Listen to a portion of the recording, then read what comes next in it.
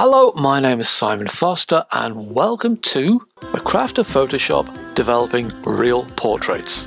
So, why have I created this course? That is quite simple. Most of us don't take photographs of 15-year-old supermodels in professional studios with professional lighting, along with an army of makeup artists, lighting technicians, people to carry all the equipment, plus somebody to make us all a coffee and tell us that we're brilliant. No. This course is about enhancing the kind of photographs that we take of friends and loved ones and making them look as good as they can be. Now, please don't misunderstand me. We are going to be taking a lot of time and care with these photographs, and we're going to be using the same techniques that you will find in professional photo studios, but they're going to be used in the real world so that you end up with photos that look as good as they can be without being overly processed. This course is all about natural enhancement. Sorting out the cropping? Yes, we'll be doing that. Sorting out the dark to light balance? Yes, we'll be doing that. Taking a look at any color balance problems? Yep. Blemish removal? Oh yes, we'll be doing that as well. All the things you do with a photograph taken in a professional studio,